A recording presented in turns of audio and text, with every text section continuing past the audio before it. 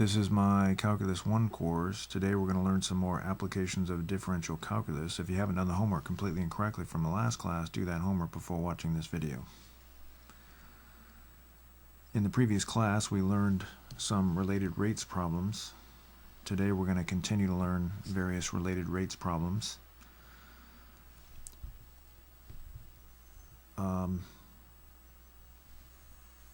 If you need these formulas, you can take a picture of these.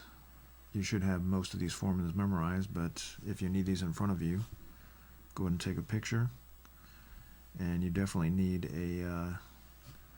a picture of this procedure here if you don't already have this.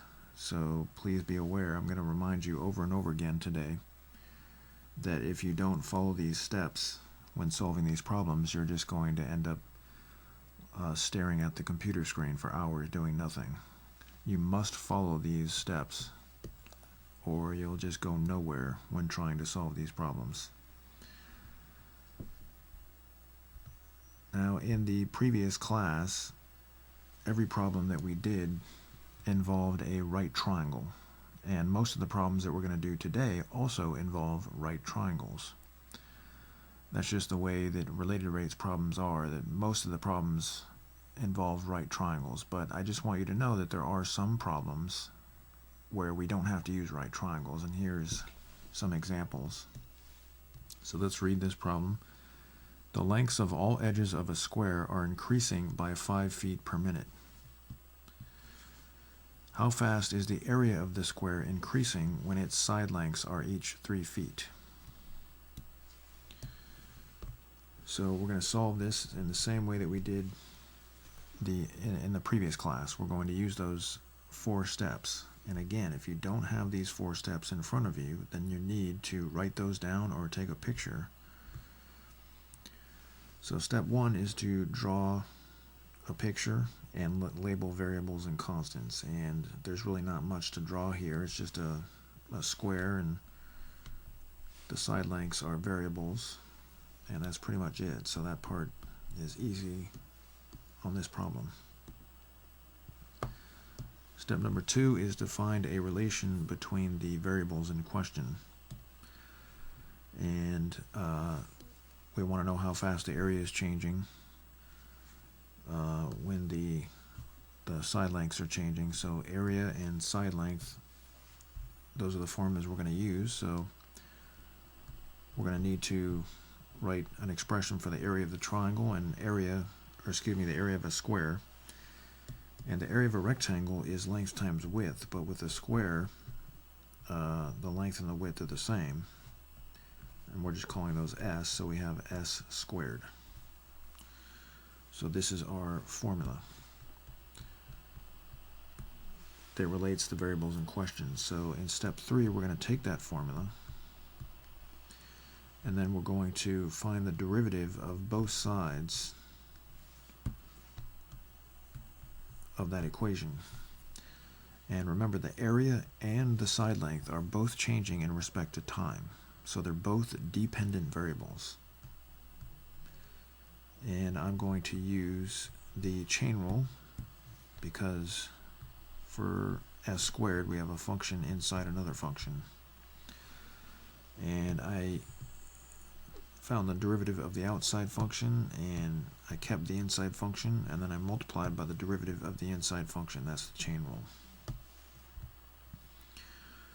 So now we go to step 4. Maybe I should simplify that a little bit. So the rate of change of the area is equal to 2 times the side length of the square times the rate of change of the side length of the square.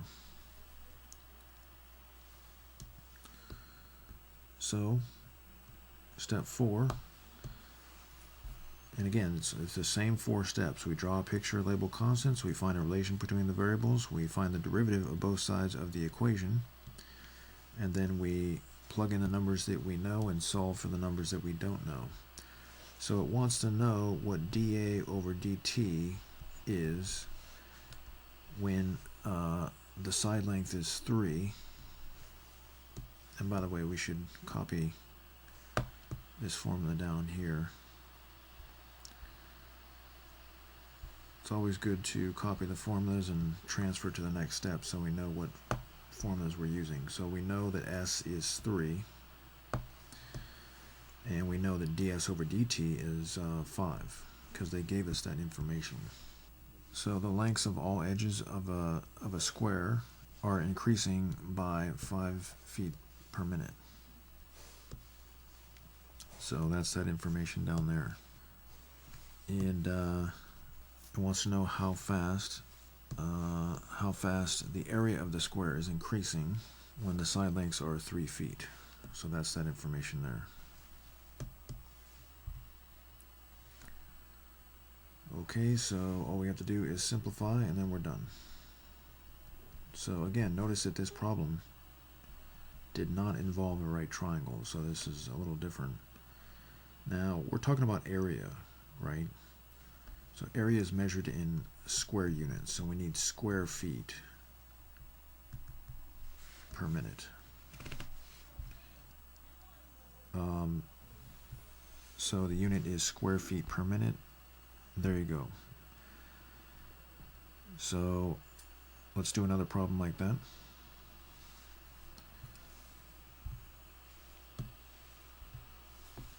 Again, these are problems that do not involve right triangles. So a snowball melts so that its volume decreases by 2 cubic centimeters per hour. What is the rate that its radius is decreasing when its radius is 1 centimeter? So we're going to follow the same 4 steps. There's not really much to draw. We only have one variable that we're really interested in. Sometimes you might be interested in the diameter, but most of the time we're interested in radius. And so now we need to find a relation between the variables in question. Now we're given the rate of change of the volume, and we're looking for the rate that the radius is decreasing. So we need an equation that relates the volume of the sphere and the radius. So that's going to be volume is equal to 4/3 pi r cubed. Now you might be thinking, well, how are we supposed to know that formula? Are we supposed to have it memorized? And by the way, I'm going to highlight these formulas that we're using. These are special formulas. Are you supposed to know this formula? Are you supposed to have it memorized? Well, many students have this formula memorized by the time they get to this level of mathematics, but many students do not have it memorized. If you don't have it memorized, don't panic. But you really should be familiar with this formula at this point in the math curriculum. The good news is that on the advanced placement exam that the College Board administers, you're going to be given this formula most likely. So that's good news. Okay, on to step number 3. We're going to find the derivative of both sides of that equation. So dv over dt is equal to, we're going to use the constant multiple rule along with the chain rule. So the constant multiple rule tells us to keep this constant out in the front. Pi, remember, is a constant. We found the derivative of the outside while we kept the inside function. So derivative of the outside function while we kept the inside function, and then we multiply by the derivative of the inside function. So let's simplify that formula a little bit, and we get 4 pi r squared dr over dt.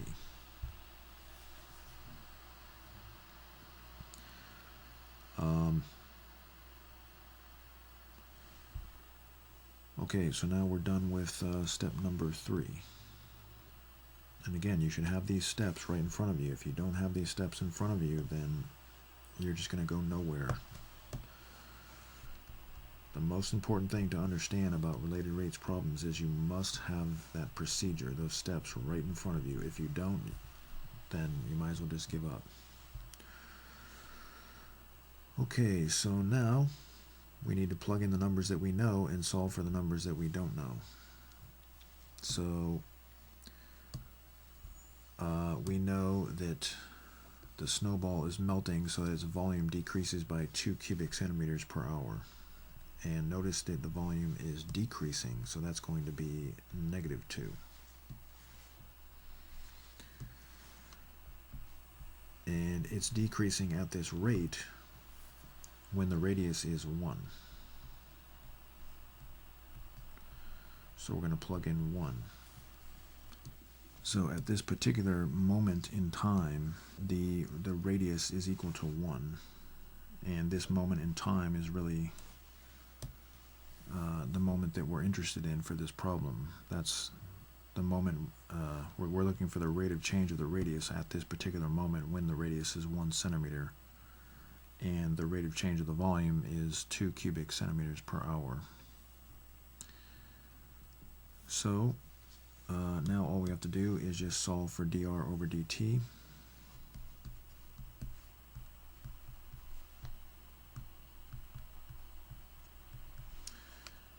And so we can see that the rate of change of the radius is -1 over 2 pi, and that's going to be centimeters per hour.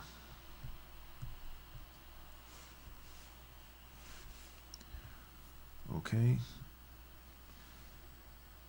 so I'm going to give you one more chance to get a picture of this information here if you need it, and you most definitely need the procedure at the left with the 4 steps.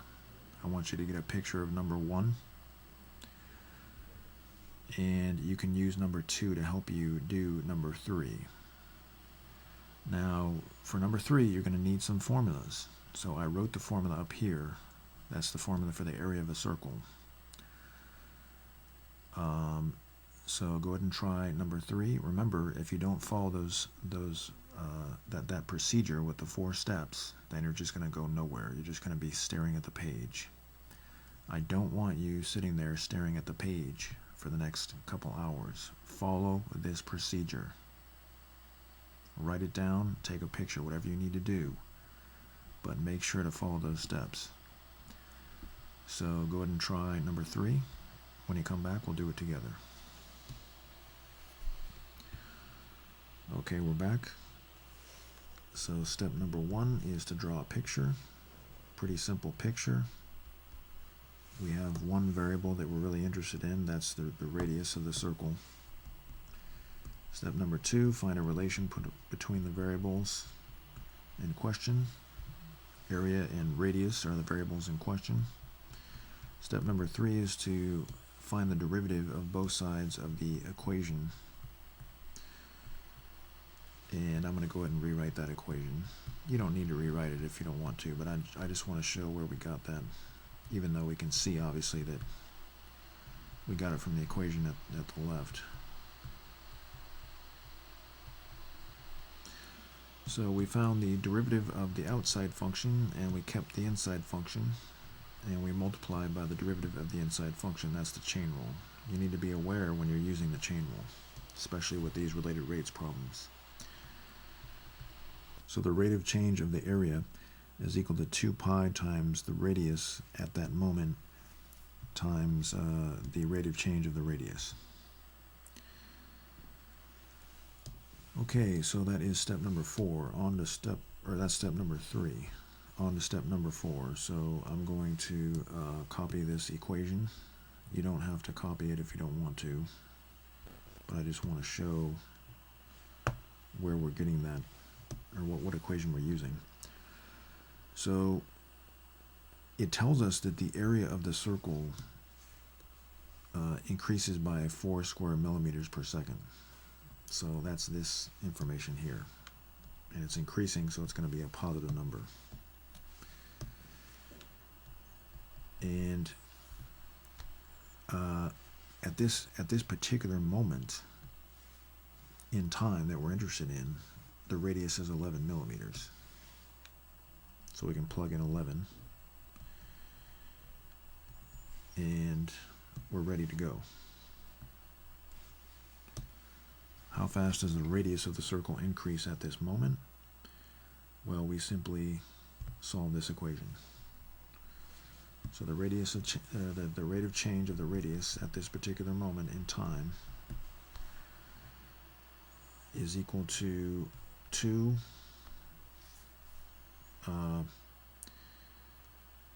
over 11 pi, looks like. And the units are millimeters per second.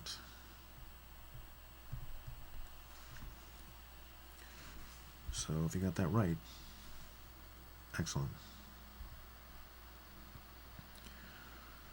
Okay, so I'm going to give you one more chance to take a picture of number 1 and the procedure at the left. And I definitely want you to get a picture of number 2 and number 3. And I want you to use that information to help you with number 4. You're going to need the equation up here for the volume of a cube. So go ahead and try number 4. When you come back, we'll do it together. Okay, we're back. So we need to follow the same 4 steps. You don't really need to draw a perfect cube if you don't want to, but I'm going to attempt to do that.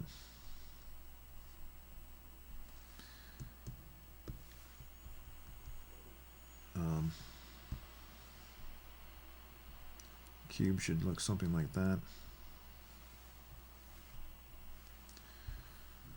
And we can call the sides S. You can call the sides whatever you want to call them, but I'm just going to call them S.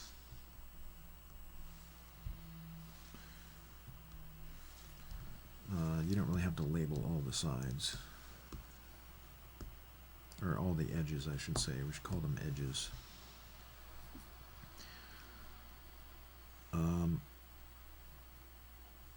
If the side length of a cube is decreasing by 1/2 inch per minute when its side length is 5 inches, what is the rate of change of the volume of the cube at this moment? So let's find a relation between the variables in question. The volume of a cube, as we stated up there, is length times width times height. But the length and the width and the height, we're calling all those values S, so we have S cubed. So that is our equation. So on to step number 3. We're going to take that equation and find the derivative of both sides of the equation. And we're going to have to use the chain rule. So we found the derivative of the outside function, and we kept the inside function, and we multiplied by the derivative of the inside function.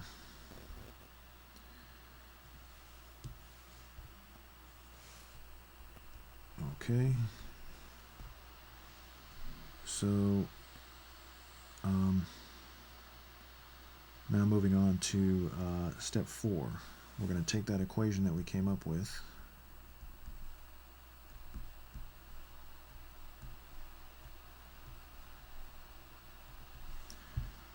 and we're going to plug in what we know and solve for what we don't know. So we know that the length, or that the side lengths of the cube are decreasing by 1/2 inch per minute. And this is happening when the side length is 5 inches.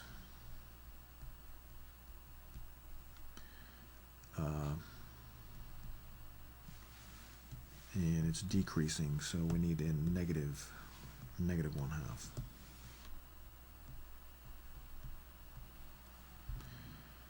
So this information goes there,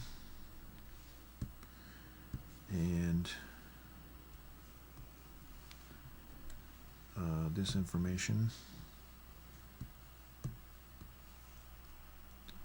that goes there, and we're looking for dV over dt.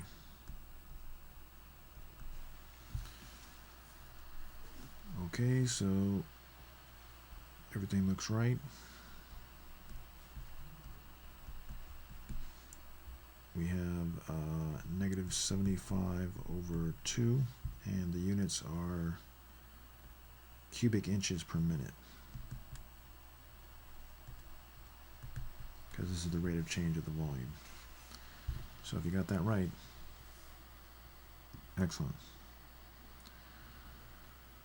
Okay, so those are some problems where we didn't use right triangles. We didn't need right triangles for those.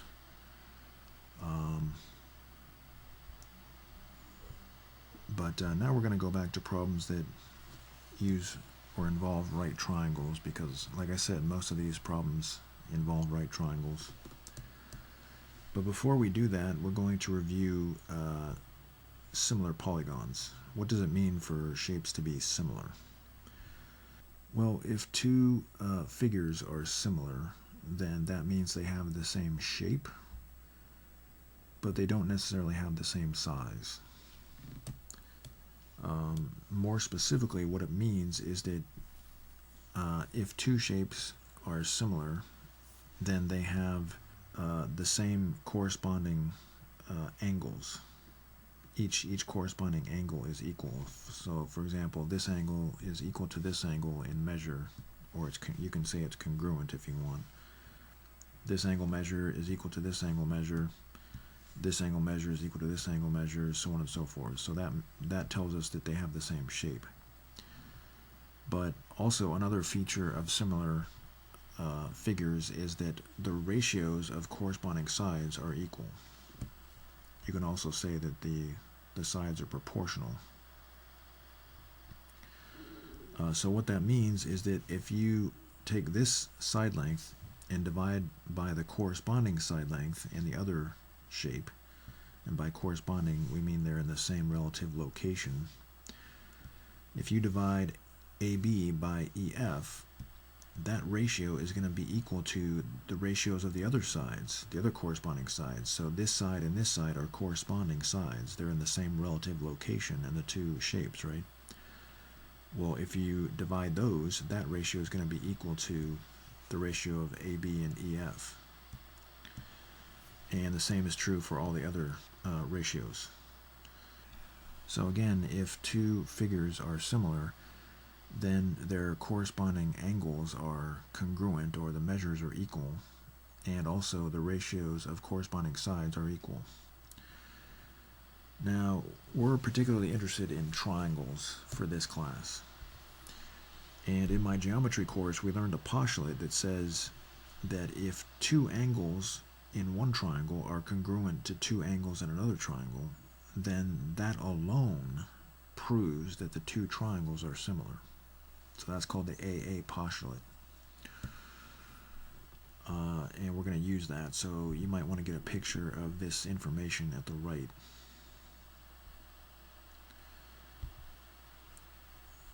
So we're going to use that postulate in this next problem. So let's first read. A water tank has the shape of a circular cone, and the tip of the cone is the bottom of the tank. So let me show you what we mean by that. Step number one is to draw a picture. So I'm going to go ahead and do that so we can see exactly what's happening here. See how the tip of the cone is the bottom of the tank? That's what they mean. The radius of the top of the tank is 8 meters, and the height of the tank is 10 meters. If 6 cubic meters of water are poured into the tank per minute, find the rate that the water level is rising when the water is 3 meters deep. So this is really not an obvious problem. This is one of the more difficult problems that you'll encounter, and it's very intimidating, but it's really not that bad. It's not that difficult of a problem. So we're going to draw our picture, and we know that the radius of the top of the tank is 8 meters. So I'm going to draw that. That's 8 meters.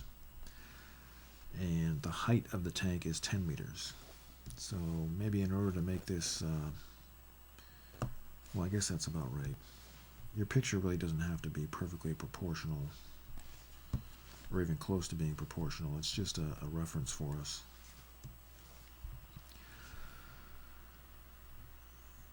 So the height of the tank is 10 meters, the radius is 8 meters, and we have water in the tank. So let's put some water in that tank. And so these are constants. Okay, the size of the tank is not going to change, but the height, or the depth, I should say, of the water, that is going to change because water is being poured in, right? That's a variable.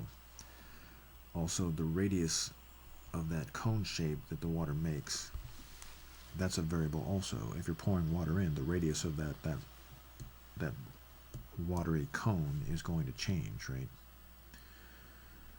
So that's it. Those are the variables and the constants. So we're done with step 1. So step number 2 is find a relation between the variables in question. So our equation is actually going to describe this cone, this watery cone shape, just a water cone on its own. And we want a relation between the variables in question. What are the variables in question? Well, it says if 6 cubic meters of water, that's volume of the water, are poured in per minute, find the rate that the water level is rising. So what that means, the water level is h. So we need an equation that relates the volume and the height. Now we know that the volume of a cone is 1/3 times pi times r squared times h. Now you may say, well, I don't know that. I didn't know that formula. Well, again, you're going to be given this formula on the advanced placement exam in the United States when you take that exam administered by the College Board. Most likely you'll be given this formula, but you should have this formula. Most students probably don't remember this formula, but many of them do because at this point in the math curriculum, you've probably seen that. But again, don't panic if you don't have that memorized. Now the problem here is that this formula it has 3 variables: r, h, and v. We want an equation with only 2 variables because we have the rate that the water level is rising, that's dH over dt, and we also have the rate that the volume is changing, the volume of the water. Again, we're just talking about the volume of this watery cone here. So we need to use some math to get this equation in terms of only 2 variables. We need to get rid of r, basically. So here's where things get a little involved for students. So we need to draw this green triangle. You see that green triangle there in the picture? We need to consider that green triangle. And again, the reason I want to get this in terms of h and I want to get rid of the r is because we're given a rate in terms of h. So we're given dH over dt. That's very important to understand. So I'm going to draw that green triangle.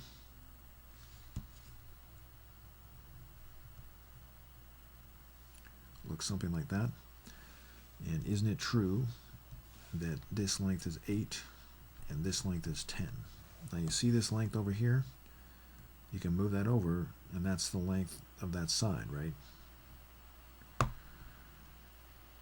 That's the length of this side here. Very important to understand that. So that's where we got 8 and 10. Now, listen very carefully. I'm going to also draw an orange triangle. You see this orange triangle here? So I'm not trying to complicate things here. This is just how this problem is solved. we also have that orange triangle. And that orange triangle, I guess I can draw some water in there because that's the water triangle. So the side lengths of that triangle are H, which is this side, and R, which is this side. Now again, you see H is this length over here. You see that? That's this length here, but I'm just writing it over here. See? Okay, so now I want you to notice something. This pink angle here, you see that angle down there? That's this angle over here in that triangle. You see that pink angle there? And it's also the angle in this triangle. So that angle is the same for both the green and the orange triangle.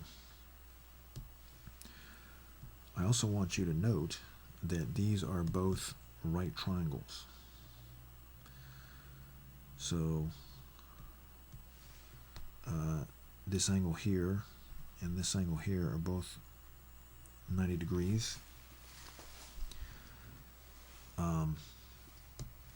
So that's where we're going to use this AA postulate for triangle similarity.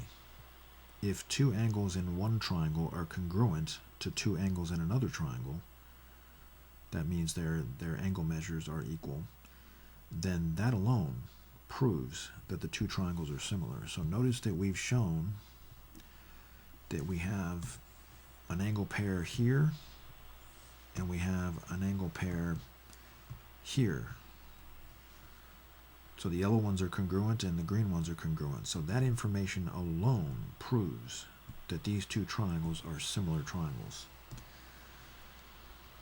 Okay, now, again, the reason we're doing this is because we're trying to get this equation in terms of H. We want to get rid of that R. So because these two triangles are similar, we know that the ratios of corresponding sides must be equal. Again, we learned that in my geometry course. I know this seems like I'm overcomplicating things here, but this is just how the problems are solved. So what we're going to do is we're going to take this side and divide by the corresponding side in the other triangle. So we have R over 8. Now that ratio is going to be equal to all the other ratios of corresponding sides. So isn't it true that these two sides are corresponding? So we can set this ratio equal to the ratio of those sides. And notice how I took the length in the smaller triangle and divided by the length, or the corresponding length in the bigger triangle. So smaller over bigger. So I did the same thing with this ratio, smaller over bigger. Okay, so now R is equal to 4/5 H. So now we're going to take this equation and use it to write our volume formula in terms of only H. So I'm going to take this here and I'm going to plug it in for our volume formula. So volume is equal to 1/3 pi, and then R is 4/5 H.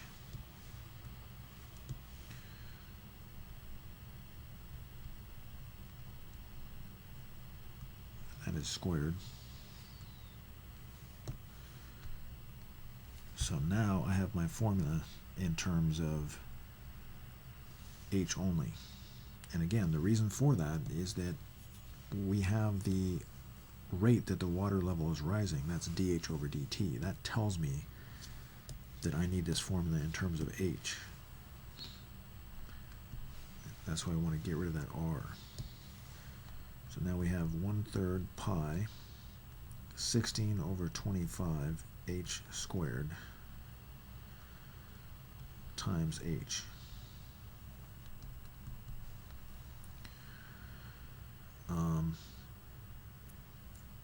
And then we get 16 pi over 75 h cubed. So there you go.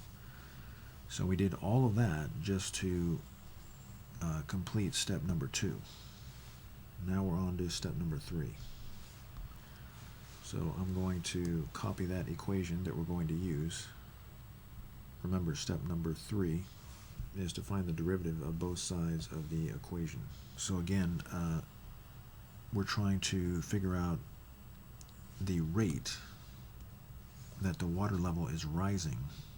So we're looking for dH over dt when dV over dt is 6 cubic meters per minute. So that's why we wrote the equation in terms of volume and h, or the depth or the height of the water cone. So now we're going to find the derivative of both sides. And we're going to use the constant multiple rule and the chain rule. So we found the derivative of the outside and we kept the inside, and then we multiply by the derivative of the inside. And we can try to simplify that a little bit if we can.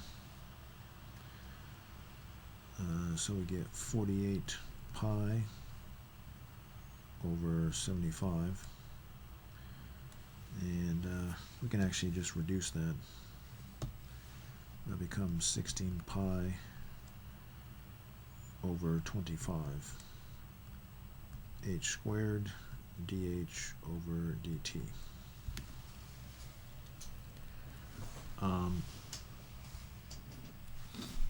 So now we have our equation and we're ready to go on to step number 4.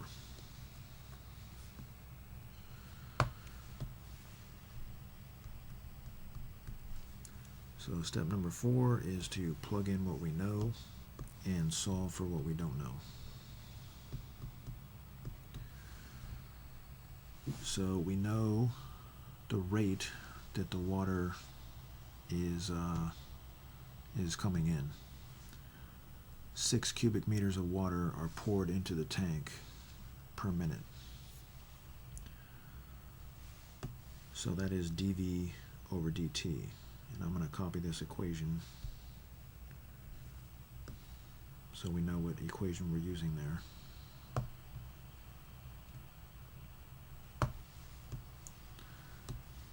And so we can write 6 for dV over dt. That's a positive rate. And it says, you see the, I guess I'll use pink. Find the rate that the water level is rising when the water is 3 meters deep. So you see that? So that means the height is 3 meters at this particular moment. Now again, time is passing and we're interested in the rate of change of the height of the water cone, meaning the depth of the water. We want to know the rate of change of the depth at a particular moment in time. And at this moment, the depth of the water is 3 feet.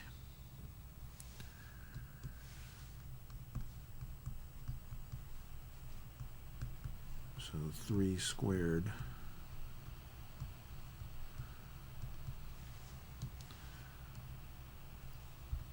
okay, so now all we have to do is simplify. So 6 is equal to 16 pi over 25 times 9. And we don't really have a lot of room to simplify.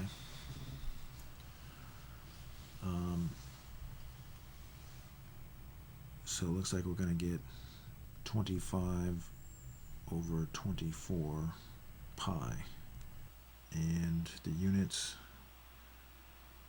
are meters per minute.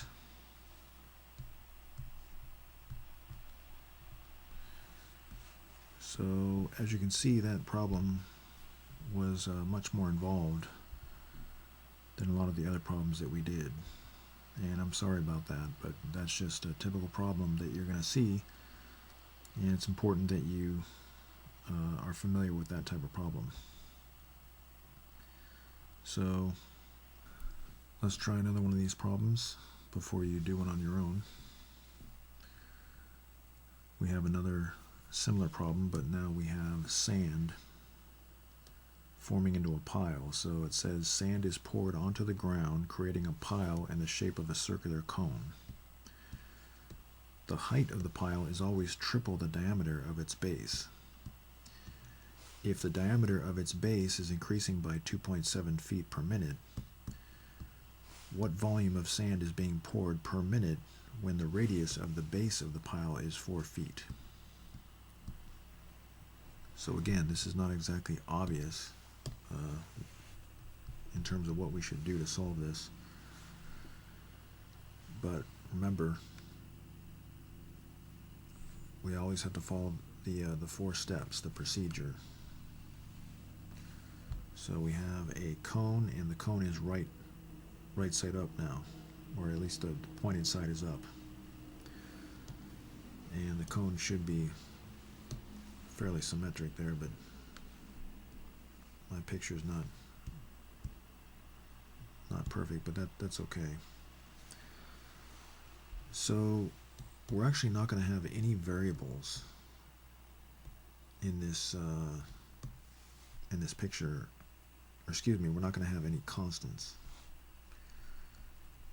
All of our values are actually going to be variables.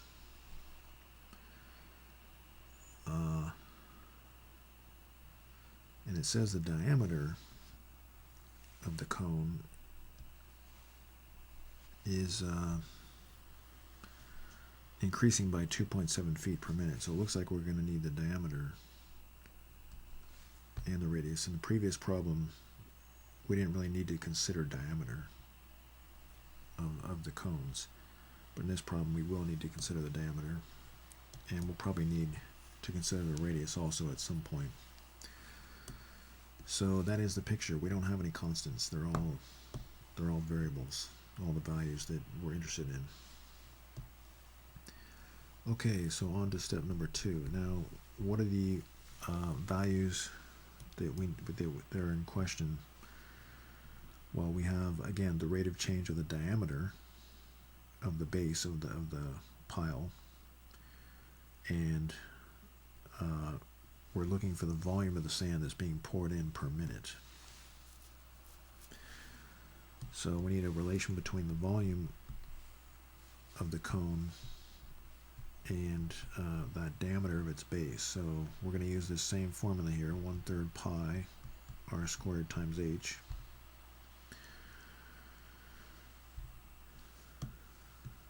And we need that equation in terms of the diameter. But notice that the diameter is not even there at all. There is no d for diameter. It's just not there. So we need to really consider some of the other information that they give us. Notice that they say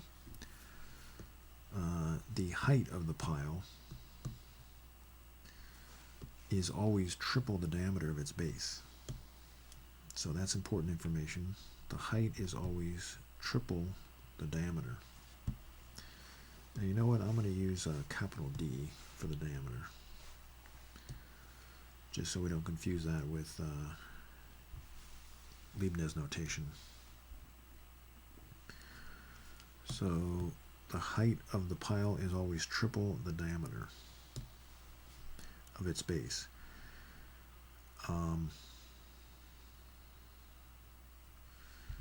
Now, at this point, we can plug in 3D for h, right? But we not only need to get rid of h, we need to get rid of r, or at least replace it with an expression with d. So now we need to come up with another equation. And this equation is very easy. We know the diameter is just 2 times the radius. That's just, basic knowledge of geometry. But maybe I should highlight this stuff down here to show where we got that.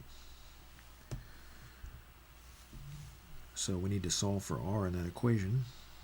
So we get d over 2 is equal to r. So now I'm going to rewrite this equation, and I'm going to plug in d over 2 for r,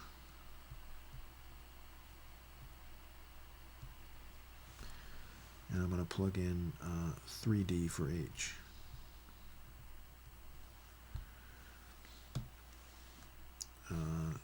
So that 3d came from there, and this d over 2 came from there. Alright, so the volume is equal to 1/3 times pi times r squared times h. So we have d squared over 4 times 3d.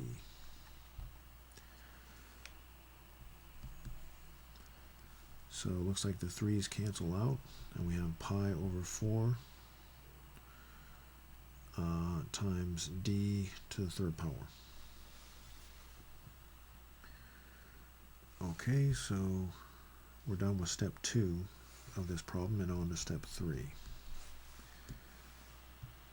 We're going to use this equation that we just came up with, and I want to remind you why we changed the form of this equation up here to this form down here. Why do we do that? Well, it's because we know the let's see, what color can we use? We know this green information. We know the rate of change of the diameter. So we need an equation that gives us the rate of change of the diameter. So that's why we needed to change the diameter. So now we're going to find the derivative of both sides of the equation using the constant multiple rule and the chain rule.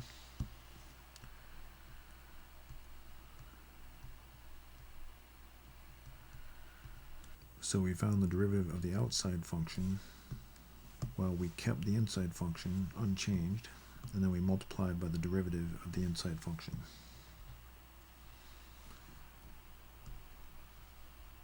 So we use the chain rule there, and so we're left with 3 pi over 4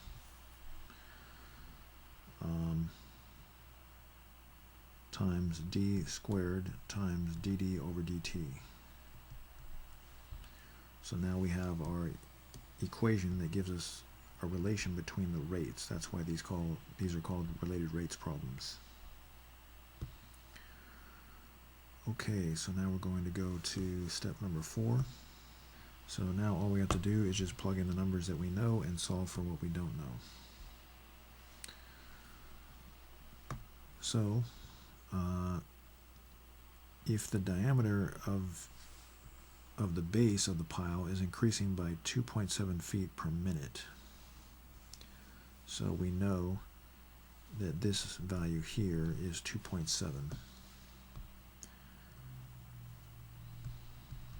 So I'm going to highlight that. And it says, what is the volume of the sand being poured per minute when the radius of the base of the pile is 4 feet? So that information we actually we can't plug in directly because we need the diameter at this particular moment in time. So we need to stop and think about this. If we know the radius at a particular moment in time, the moment that we're interested in, it's very easy to find the diameter. Because remember, diameter is equal to 2 times the radius. So at this moment in time, we're told that the radius of the base of the pile is 4. So that means the diameter must be 8.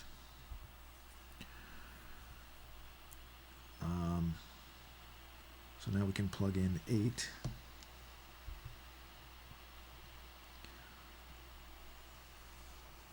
And so that information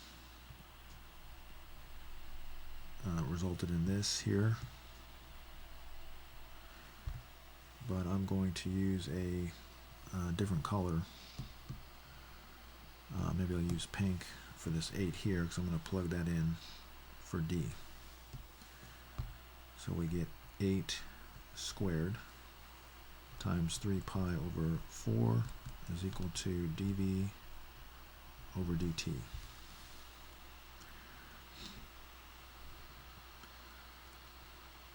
Okay, so now all we have to do is simplify that expression,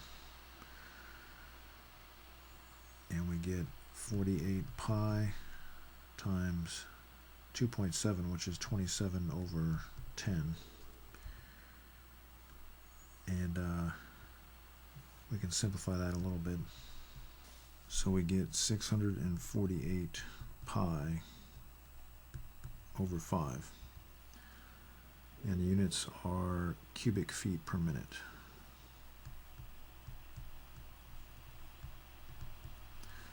So there is another example of these problems where we had to analyze the volume of a cone shape. So I want you to get a picture of these problems, and these will help you with number 7. Now you need to be aware that some of your, well, all of your rates in this problem are going to be negative because water is leaking out of the tank. In the previous problems that we did, all the rates were positive. So in this problem, your rates are going to be negative. Be aware of that. Go ahead and try number 7. Now, if you get stuck, that's completely fine. It's normal to get stuck on these problems. They're very challenging problems. So don't be frustrated if you get stuck, but you need to give this an honest attempt. Now, what it means to invert something is you're just turning it upside down. You're going to see that type of language when describing these problems. That just means that the tip of the cone is facing down. So it's just like the previous problems that we did. So just to be clear, the tank is going to look, again, the same as it looked on problem number 5. So go ahead and try this problem. When you come back, we'll do it together. Okay, we're back. So if you got that right, excellent. So you can get a picture of numbers 5 and 6 if you want. And in case you haven't done it already, I'm going to give you one more chance to take a picture of the procedures, or the 4-step procedure to solve these problems. And I want you to attempt number 8. When you come back, we'll do it together. Okay, we're back. Okay, so if you got that one right, good. Okay, so now we're going to go on to one more type of problem that you'll commonly see when doing related rates problems. When I was taking my calculus courses, I felt that this problem was the most challenging problem. It's not quite as involved as the water tank problems and the sand problem that we did previously, but in terms of understanding what exactly to do, this problem really confused me when I was taking my calculus courses. So a man 6 feet tall walks away from a street light at a speed of 4 feet per second. The light is 18 feet above the ground. At what rate is the length of his shadow increasing? Okay, so let's draw the street light. Remember, we have to follow our 4 steps. It's the most important thing to know. We have to follow these 4 steps. And that street light is 18 feet tall. And we have a man who is 6 feet tall who is walking away from the street light. Now, the light is going all over the place. It's shining all over the place.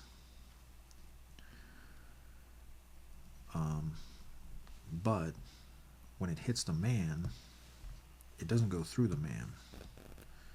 So the man is blocking the light, and that creates a shadow.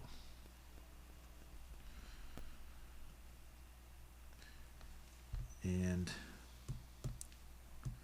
so what's going to happen here is we're going to have more right triangles.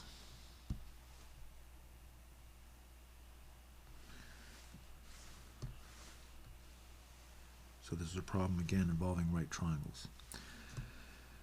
Now this is the part, well, first of all, let's label the man 6 feet tall. So he's 6 feet tall. We've got our constants. Those are all of our constants. But this is the part that really confused me, is the variables. Are we looking for this length, or the rate of change of that length? Are we looking for the rate of change of this length? Or are we looking for the rate of change of this length? Which one? Well, I really recommend that you just draw all 3 of these, and then you can pick whatever one that you feel is necessary. Now, in this particular problem, we're actually not going to need x. At least I don't think we'll need it. Maybe we'll need it, but really we're looking for these variables to help us. But regardless, we're done with step number 1. We've labeled the variables and constants. Now I call this L because this is the length of the shadow, and that's we're looking for the rate that the length of his shadow is increasing. Now remember, we used similar triangles in the previous problems, and that's what we're going to do for step 2. So we have a big triangle, and this side is 18, and this side is y plus L. So y plus L. We also have a smaller triangle. So I'm going to draw that smaller triangle, and this side is 6, and this side is L. Now, as you can imagine, these triangles are similar. This orange angle here has the same measure as these 2 orange angles. It's the same angle. And of course, we also know that these are right triangles. That angle there is a 90-degree angle. So remember, we have the AA similarity postulate for triangles, which means that if 2 angles in one triangle are congruent to 2 angles in another triangle, that alone proves that the 2 triangles are similar. But if the triangles are similar, then that means that the ratios of corresponding sides are equal. So don't you agree that these 2 sides are corresponding sides? They're in the same relative location. And so that ratio is going to be equal to the ratio of the 2 corresponding sides here. We just have to make sure that these numbers correspond to the bigger triangle, and these numbers both correspond to the smaller triangles. If we get the wrong order with our ratios, then our answer is going to be wrong. Okay, so now we're going to simplify that equation,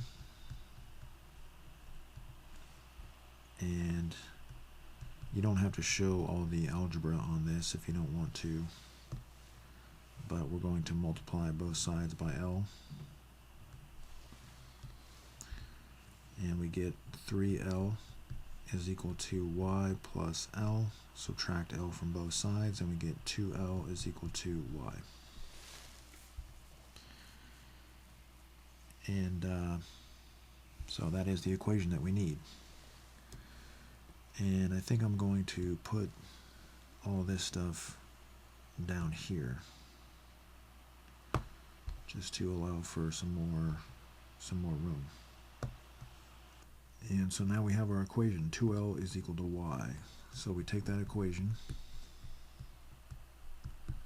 and we find the derivative of both sides of the equation. So that's step number 3. Now we're on to step number 4. Now, why did we put the equation in terms of L and y? Well, dy over dt is the speed that the man is walking away from the street light. So the change in y is the speed that he's walking away from the speed light, or from the street light. So that is going to be 4.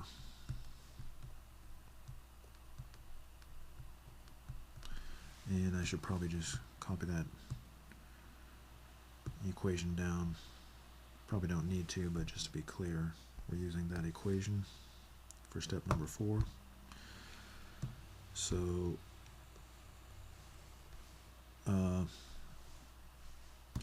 dy over dt comes from there. And we're looking for dl over dt, which is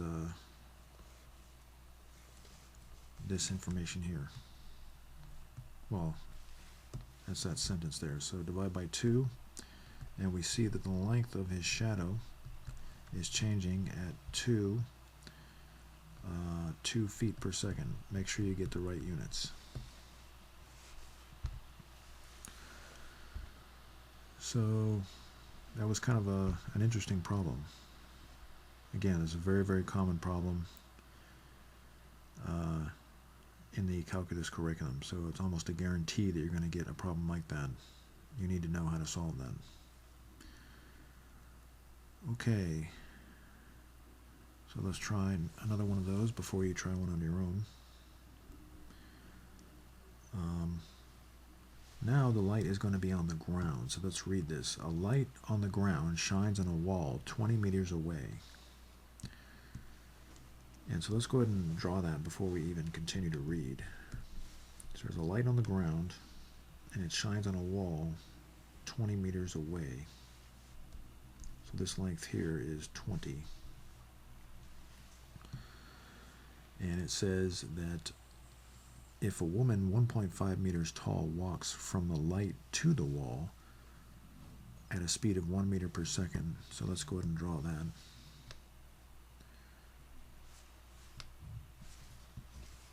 So she's 1.5 meters tall.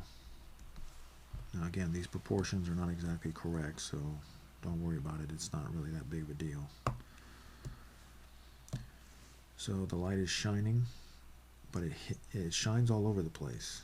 The light is going all over the place, but the problem is when the light hits her back blocks the light, so now there's no light over here. That creates a shadow on the wall. And we're interested in the length of the shadow, which is, I'm going to make this a different color. The length of the shadow, we'll call that L. That's changing. So she's walking away from the light, and as she walks away from the light, the shadow is actually getting smaller and smaller. Because think about it, the closer she is to the light, the more of the light she blocks, and the bigger the shadow. But if she walks away from the light, the shadow is actually going to be getting, the length of the shadow on the wall is going to be getting smaller and smaller. So our constant is 20, and she is 1.5 meters tall, so that's a constant. And let's draw a hypotenuse.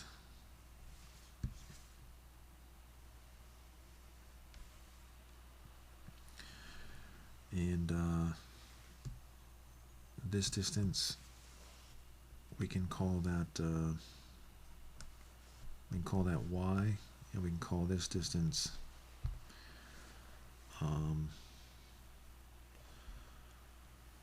let's see, we can call that distance I'm going to call it z. It really doesn't matter what you call it. So we may not need all of these variables, but we'll see. So I think that's it. Those are all the constants and the variables that we need, so let's go on to step 2. Now, to find an equation relating the variables in question, we have to use similar triangles again. So here's the big triangle. This side is L, this side is 20. Then we have a smaller triangle, and this side is 1.5, and this side is y. And of course, they're both right triangles, and this orange angle here is the same for both triangles. So by the AA similarity postulate for triangles, because those angles are congruent, we can say that the two triangles are congruent. Or excuse me, we can say that the two triangles are similar, not congruent. The two triangles are similar. So if they are similar, that means that the ratios of corresponding sides must be equal. So L divided by the corresponding side in the other triangle is equal to 20 divided by the corresponding side in the other triangle. Again, the ratios of corresponding sides are equal because they're similar triangles. You just have to be really careful that you make sure that these two sides are corresponding, or these two numbers are corresponding to the same triangle. Those are both from the bigger triangle, and the ones on the bottom are both from the smaller triangle. If you mix it up, you're going to get the wrong answer. So now 1.5 is 3/2. So if we multiply both sides, there's a lot of different ways to simplify this, but if we multiply both sides of the equation by 3/2, then we get 30 over y.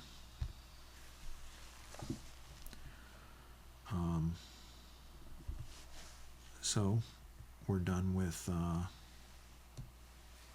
problem number 2. Now I want you to know that if you multiply and get YL is equal to 30, you can deal with the equation that way, but the problem is you're going to have to use the product rule, and so we really prefer to not use the product rule if we have a choice. So I'm going to bring this down.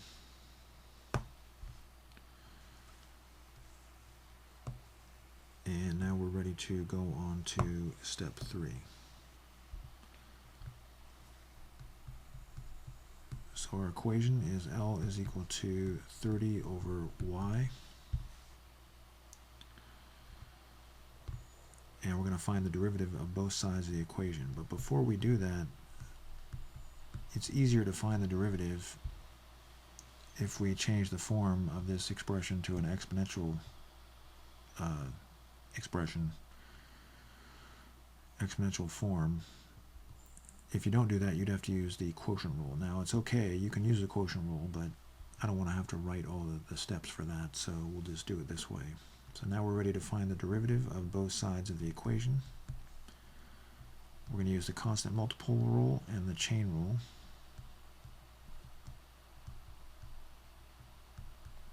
Because both the length of the shadow and the distance from the woman to the light, those are changing based on time. So we found the derivative of the outside function, and we kept the inside function, and we multiplied by the derivative of the inside function. The chain rule is very important for these problems. So now we can simplify, and we get negative 30 over y squared times dy over dt. Okay, so that is the equation that we're going to use, and let's take that equation and start on step number 4.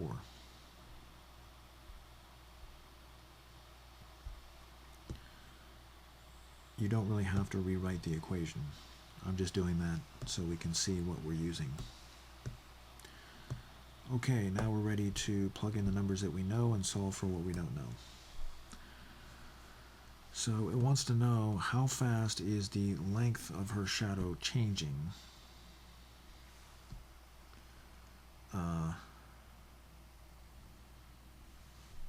So that is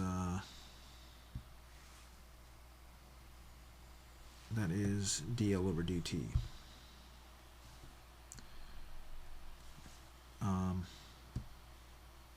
And it tells us that she walks from the light to the wall at a speed of 1 meter per second. Now, that means that dy over dt is positive, right? Because she's walking towards the wall, so this green y value over here, that has to be increasing. So it's going to be a positive number. So I'm going to make that, I'll make that orange. Her speed is 1 meter per second.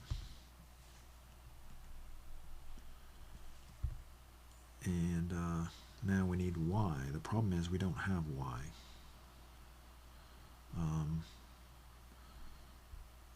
It says she's 2 meters from the wall.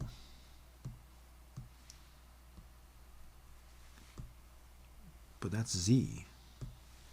They gave us the value of z, so we have a real issue here because we're missing information.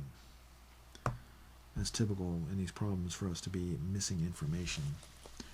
But that's okay. All we have to do is just some detective work. And we'll go off to the side. And notice over here that 20 is equal to y plus z.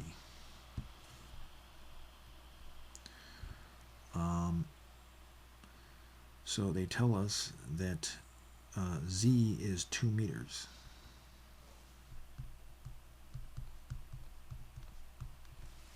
So that value is 2 meters.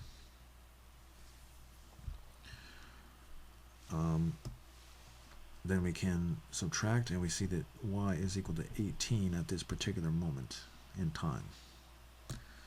So you see that pink 18 down there?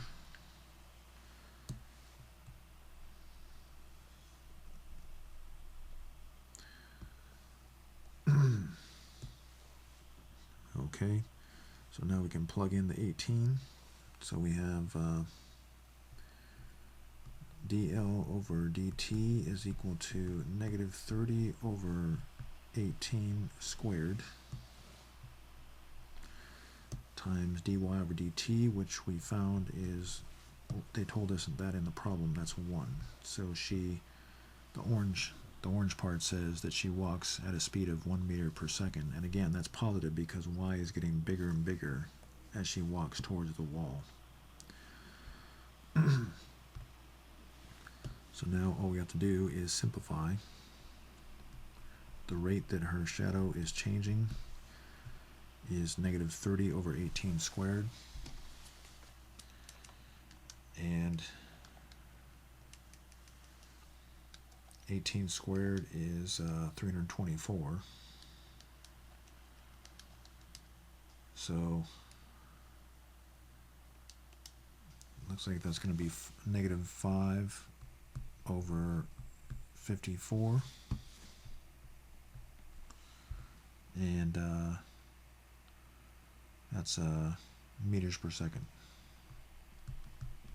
Remember, you have to get the right units or else you're going to lose a lot of points, especially on the College Board Advanced Placement exam. So those were examples of shadow problems. So I want you to try a couple of those. So take a picture of these shadow problems. And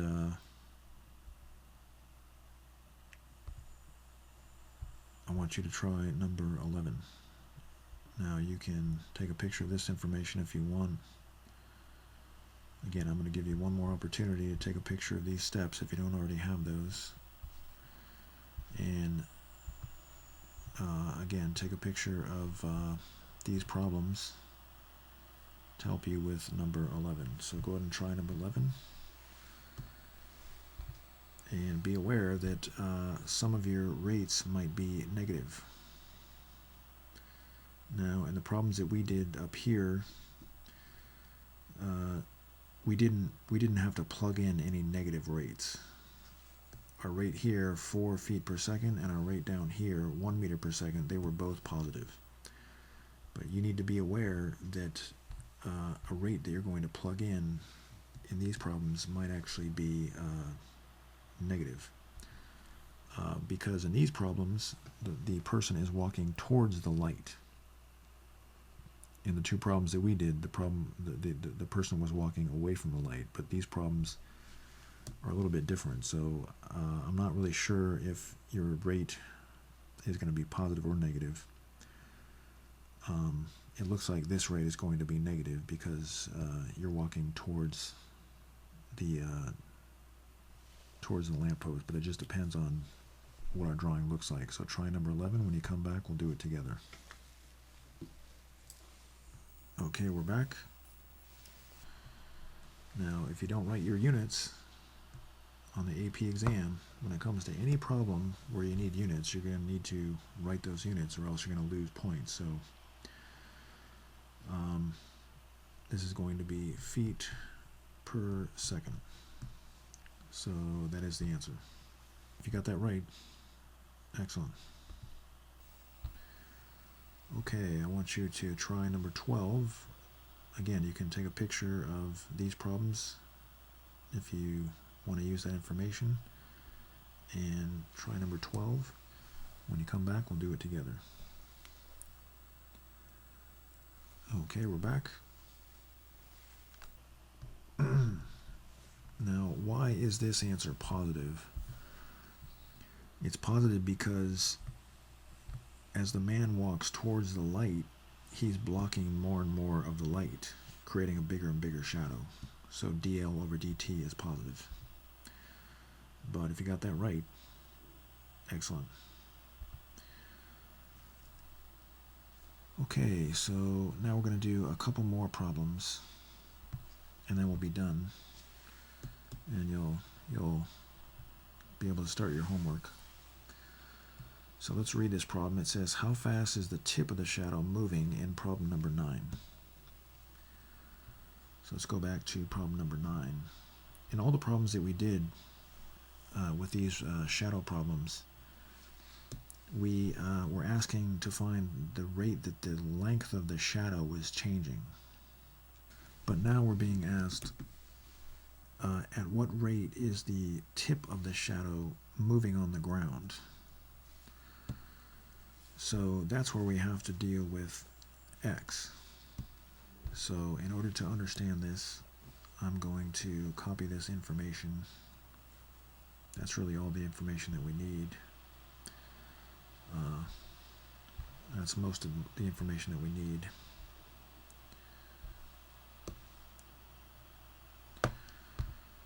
So I guess you could say step number 1 for this problem is to just draw a picture there. I don't know if we really need to have steps. So when they ask us how fast is the tip of the shadow moving in problem number 9, they're asking for dx over dt. I know that's not exactly obvious, but because they're asking for that, we need to change this equation. Now, there's a couple different ways we could do this, but the way I'm going to do it is I'm going to just write this equation in terms of y and x. So we know that x is equal to y plus L, which means that x minus y is equal to L. So now I'm going to replace L with that expression there. So we have x minus y. And so we have 2x minus 2y is equal to y. Add 2y to both sides, and we have 3y. And now if we go on to step number 3, we're going to find the derivative of both sides of that equation, and you can see that we come up with dx over dt.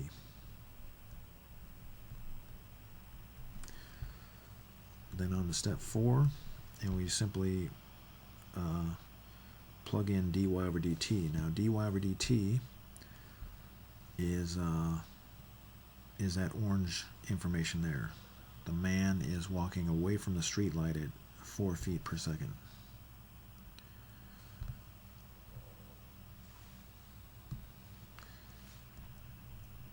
Okay, so that is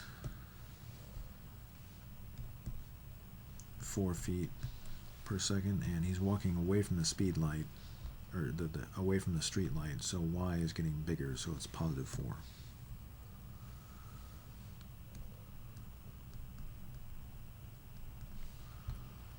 Okay, so now we solve for dx over dt, and we see that x is equal to, or dx over dt is equal to 6,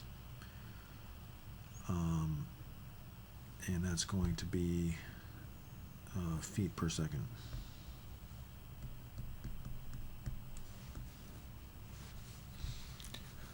Alright, so there's another type of problem. So sometimes you're going to be asked for the rate that the tip of the shadow is moving on the ground. Other times you're going to be asked for the rate that the length of the shadow is changing. So you need to be aware that those are different problems. So in order to do the next problem, you're going to need a picture of number 11, and you can get a picture of 9 and 10 if you want. Those might help you. But you're going to need problem 11, so get a picture of that. Now I'm going to go ahead and just copy this picture and bring that over there for you. Remember, you're looking for dx over dt. That's what we want in this problem, dx over dt. So go ahead and try problem number 14. When you come back, we'll do it together. Okay, we're back.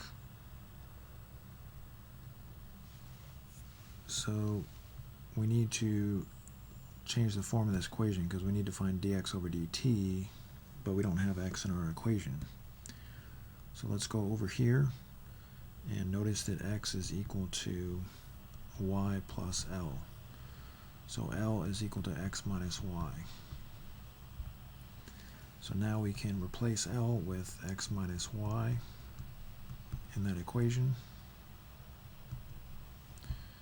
So we put this information there. And by the way, this information came from here. So then we're going to add 3y to both sides. And there we go. We have our equation. On to step 3. So now we're going to find the derivative of both sides of the equation, as we always do in step 3. And then we're going to copy that equation for step number 4.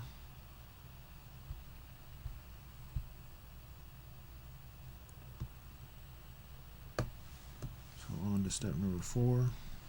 And we just have to plug in what we know and solve for what we don't know. So for problem number 11, it says that a person walks toward a lamppost at 2 feet per second. So dy over dt is actually going to be negative 2.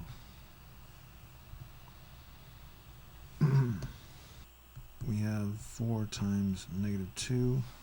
I'll make that green.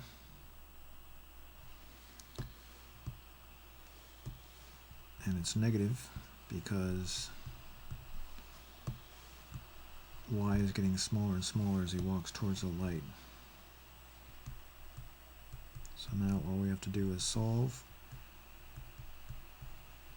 and we get -8/3 feet per second. So if you got that right, excellent. So that was the class today. If you'd like to take screenshots of all the work that we did to help you with your homework or to study for tests, go ahead and do that now. Here's screenshot number 1 and screenshot number 2 and number 3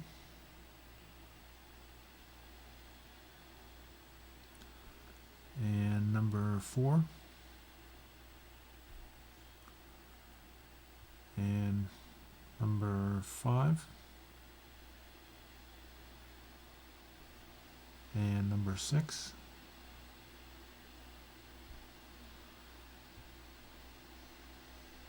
7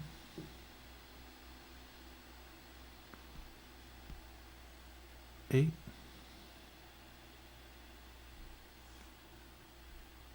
and 9.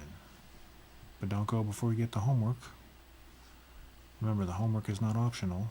It must be done completely and correctly. Here's screenshot number 1 of the homework. And screenshot number 2 of the homework. And screenshot number 3.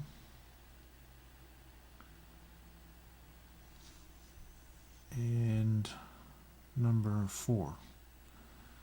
And also you have the answers at the bottom right. So make sure you check all the answers.